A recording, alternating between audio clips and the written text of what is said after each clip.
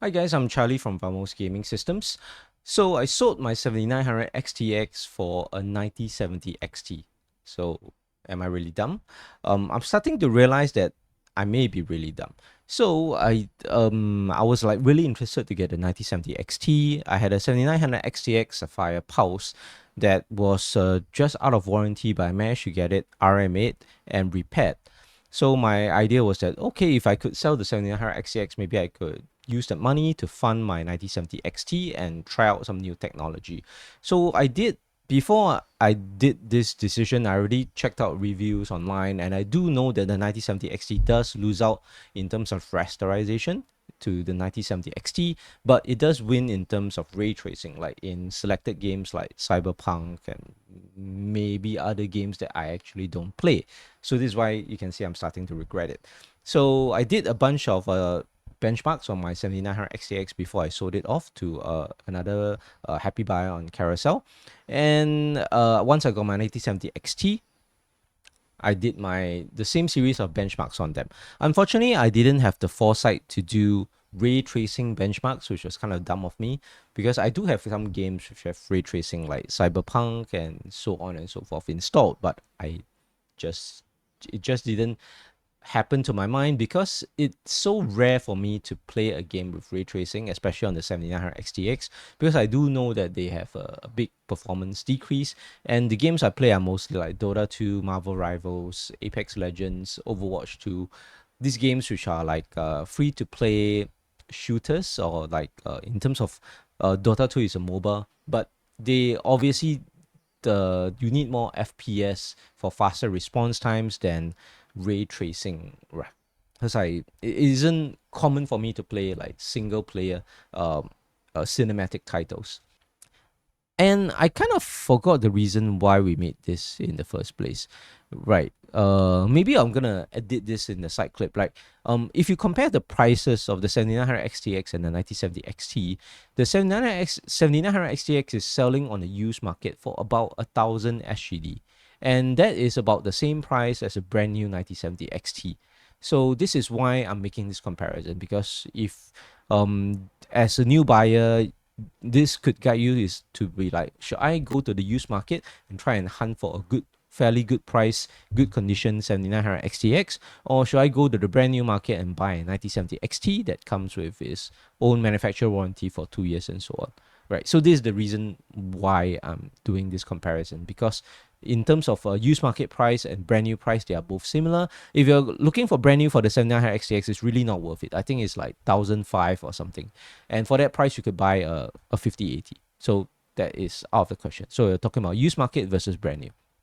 So coming on to the results, first and foremost, the comparisons I did was first in Puget Bench for, let me try and bring this up.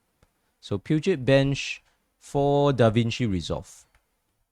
Because actually I do use Davinci Resolve quite a fair bit. Since I'm a content creator, I have to edit my videos, and I use Davinci Resolve instead of Adobe Premiere Pro to do it. Why? Because Davinci Resolve has a free version, where the free version already gives you many of the features. Obviously, there is a paid version for Davinci Resolve if you want even more features, but the free version is definitely more than enough for me. So on the left, I believe on the left of the screen is the results for 7900 XTX. This is in Puget Bench, the creator benchmark. On the right is for 9070 XT. You will see that based on the score, if I were to try and get the... is it which one? Okay. Okay. So the score here, that's not what I wanted. Can I have blue? Yep. The score here and this score here, the 7900 XTX actually scores higher in this benchmark as compared to the 9070 XT. So I'm like, okay, so the raw horsepower of the 9070 XT still beats out the 7900 XTX, even in terms of editing. But I was like, let me look a little bit deeper. If you would notice, like the screenshot for the 7900 XTX seems to be a little bit shorter. like from here to here, it seems to be a little bit shorter, even though I've bring both of these to around the same font size. That is because the 9070 XT actually has probably has some additional features in its GPU die architecture that enables other features that is not on the 7900 XTX. Because I did counter check like the benchmark version, I was sure I was using the same benchmark version, and my Davinci Resolve was not updated in between both tests.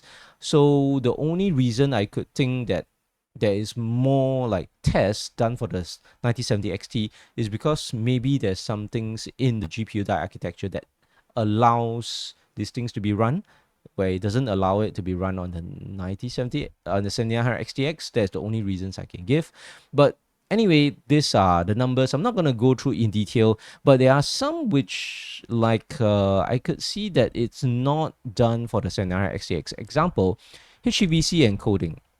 Encoding HEVC 50 megabits per second was only done on the 9070 XT. It wasn't there for the 7900 XTX. It was supposed to be here. What else is different? There is, let me see, our ProRes. UHD. Let me see. I think this one, Fusion 3D backlit test, was only available on the 9070 XC test, but it should have appeared here, but it wasn't here in the 7900 XTX test. This one, Fusion Digital Glitch, was only done on 9070 XT, but wasn't there for the 7900 XTX. I believe these are the only three that I see. Is there any other test that I did not notice? And maybe this processing 4K DNxHRLB interframe, and I don't see it. It will have been in between these two results here, so I don't see it here. So yeah, there's about 4 tests, additional tests that are being run on the 9070 XT compared to the 7900 XTX. But in terms of raw FPS for some of the scores, the 7900 XTX does beat out as well. Okay, so that's it for the creator benchmark. This is the only software I use creatively, so that's the only one I benchmark. For the rest of the Puget Bench Systems benchmark, every benchmark does require you to have the actual program. Let's say I want to run Photoshop, I actually needed to have a licensed copy of Photoshop. Same for Adobe Premiere Pro, I do need to have a licensed copy of Adobe Premiere Pro, which I do not have for any of the Adobe products, so I'm not able to test that. Moving on to gaming benchmarks. So I put it all in the spreadsheet, 7900 XTX versus 9070 XT. So the top part graph here is the average FPS, while the bottom graph here is the 1% lows. And if you look at the games I run, so what here is the average FPS for this particular games done at these various resolutions, and this is the average FPS for the 9070 XT, and this is the percentage difference, whereby if it's in blue, that means it is an advantage to the 7900 XTX. Well, if it's in red, it means it's an advantage to the 9070 XT. Same here for the charts. A blue higher bar graph for the blue means it's a win for the 9070 XTX. 7900 XTX, where if it's in red, it's a win for the 9070 XT. And you will see that most of it appears in blue. So the average FPS is definitely higher on the 7900 XTX. There's more raw processing power, maybe because of the higher VRAM, but I believe it's more on the raw processing power, because I believe 16 gigabytes of VRAM should be sufficient for most of the games. Most of the modern games still. So if we take a look for CS2, maybe let's zoom it in first.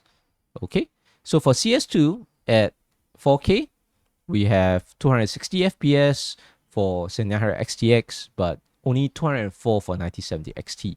So if you can see for CS2, in terms of 1440p and 1080p, the percentage difference get less. Like at 4K, there's a 30% difference for the 7900 XTX, but if you are a competitive CS player, you probably are not playing in 4K. If you're a casual CS2 player, maybe. But you're probably playing in 1440p or 1080p, and at 1440p, there is still a 21% difference in favor of the 7900 XTX. So definitely, if you're a CS2 player, you should actually keep the 7900 XTX. Okay, so if you're a CS2 player, coming back to this, you're probably gaming at 1440p. So in that case, or 1080p. So at 1080p, you can see that the difference becomes much less minimal. Only 8% advantage to the 7900 XTX. Still a good case for the older gen GPU. And at 1440p, yeah, 21%. So I will go with the 7900 XTX. If you're talking about Doom: The Dark Ages, the brand new FPS game, this is surprising for me because Doom: Dark Ages was, I think it has ray tracing enforced. So I would have thought that the 7900 XTX would actually perform at least similar, if not better, than the 90s. Sorry, I would have thought that the 9070 XT would have performed similarly, or if not better, than the 7900 XTX, but I was actually wrong. So in terms of the raw GPU processing power, seems like the older GPU, still 7000 GPU, still wins. In that case is 90 versus 75. So at 4K, there's a 20% benefit for the older GPU, the 7900 XTX. And if you look at 1414p, the difference gets higher actually. 146 FPS versus 117. And if we go down to even 1080p, the difference maintains 22% win for the 7900 XTX at 183 FPS. So even if you're playing like single player cinematic titles, even for one that seems like has ray tracing and force like Doom: Dark Ages, 7900 XTX does win. What is surprising for me is that Marvel Rivals actually hands the win to the only win, I believe, for the 9070 XT. So in Marvel Rivals at 4K, we have a 4% win for the 9070 XT. At 1440p, it's 104 to 107, only a 2% win. And at 1080p, 134 versus 144 FPS, a 6% win. But I would say these wins are really minimal. I don't understand why, because Marvel Rivals doesn't have ray tracing enforced, but it is in the Unreal Engine 5, and I am testing at high settings. So at high settings, probably Lumen is maybe enabled by default in Marvel Rivals graphical settings, and Lumen does have some form of ray tracing, software ray tracing. So maybe that software ray tracing actually gives the benefit to the 9070 XT. Because as you can see in all the other games tested here, the raw processing power, or like the raw FPS crunching power of the 7900 XTX should definitely be superior. And yeah, as we go on down the list, so we take a look here. Warhammer 40k Space Marine 2 at 4K, 12% lead for the 7900 XTX, right? 91 versus 81 at 1420p, 117 versus 110, so only 6%. And this is a surprising one. At 1080p, actually the win goes back to 1970 XT. So I think this could be a mistake on my part. There's probably some errors in the benchmark. We're not too sure, but anyway, the difference is not too big. And I've already sold my 7900 XTX, so I don't have the same GPUs to make the comparison anymore. I only have my 9070 XT.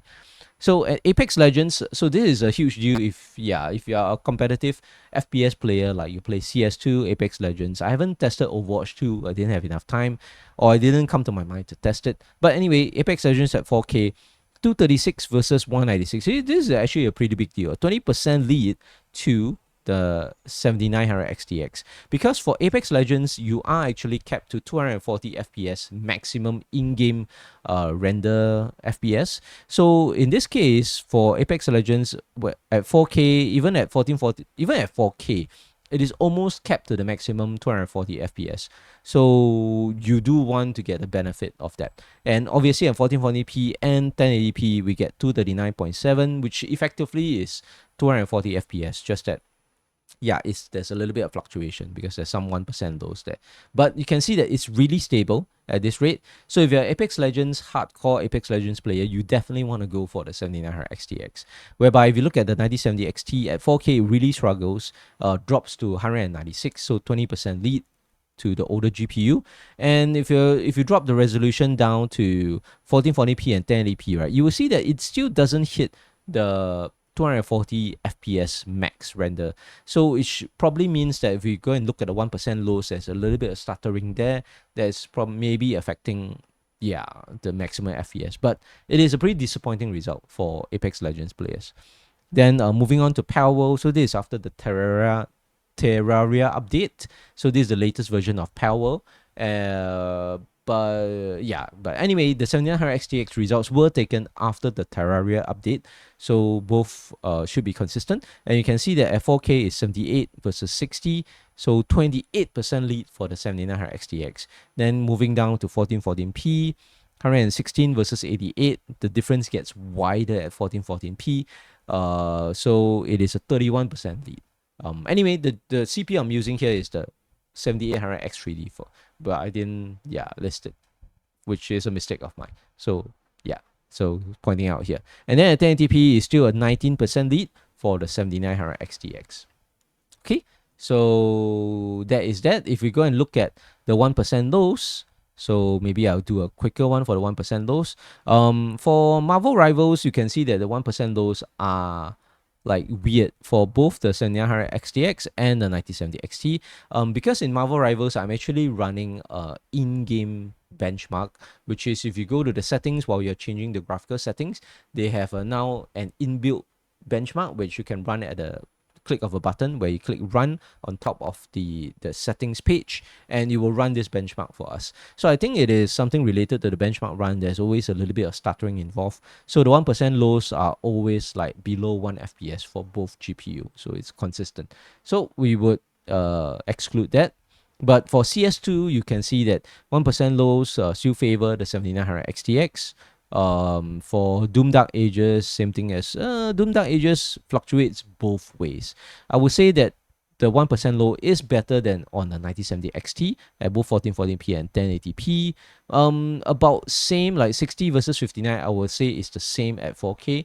So in theory, if you want a slightly smoother experience, 9070 XT should win out. But if you're looking at the raw FPS, like earlier, the 9070 XT has like a more than a 20% lead. 7900 XTX has more than a 20% lead in terms of raw FPS.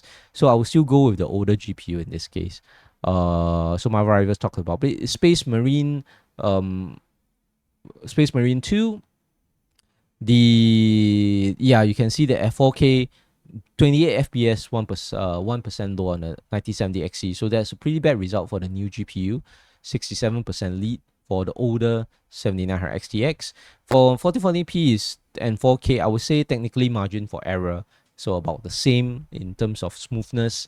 Again, at Apex Legends, you can see that the newer GPU, the 9070 XT, does have quite a fair bit of frame drops. In the 1% lows, it goes really low, and you can see that the frame consistency, like the 1% lows for the 7900 XTX in Apex Legends, even at 4K, right, the 1% low is only in 198, and you are hitting 240 to 198 FPS consistently, so you get a very smooth experience with the 7900 XTX. Same thing for the 1440p and 1080p. 7900 XTX 1% lows is also around the 200, so a really smooth experience in terms of Apex Legends. So again, if you're a hardcore Apex Legends player, you really want to go with the 7900 XTX. It's definitely giving you a much better experience. And at 4K, again, it is much smoother for the 7900 XTX again. But surprisingly, at 1440p and 1080p, we get 55 FPS for the 9070 XT. I don't know why it's smoother at these resolutions. No reason that I can think of. It's probably too technical for me to delve into it, but that is that. So in summary, am I regretting buying the 9070 XT a fair bit? I mean, in terms of gaming powers, it would have been better for me to stick with the 7900 XTX.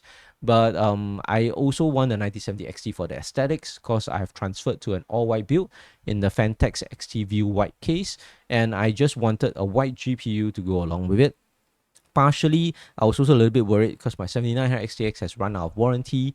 It's broken down once due to a copper mod, and I was really fortunate to get it repaired at the end of its warranty life cycle. So I was like, I really don't dare to open up the 7900 XTX and mod it anymore. So since I'm not modding it, might as well sell it away since it's our warranty, and I wanted to try the new technologies. Or initially I wanted to try the 9070 XT because I heard that the render engine, the AV1 media encoding engines and all that were better on the 9070 XT, but now I realize I actually don't have a way to benchmark that. So and the Puget benchmark says that the 7900 XTX is superior. So yeah, I am regretting it a little bit. But I hope this video was useful for you guys who are out there who are considering between buying a 9070 XT brand new or buying a used 7900 XTX. So in this case, the used 7900 XTX would be the better buy if you can get it at a similar price and if the 7900 XTX is in good condition. So because we are buying a used GPU, there's always challenges there to see that whether the GPU is in a good working condition when you take over it. And if it's not, like obviously the 7900 XTX has been around for like 2 to 3 years, so GPU pace is possibly dried up. So if you actually take in one older 7900 XTX with high like GPU hotspots or high memory temps, maybe you might do a repace and repad. And you can see some of those videos on my YouTube channel. I have a lot of repace and repads video for you. Not specifically one for the 7900 XTX, but the process is very similar. Okay, and we will see you guys in the next video. Signing out.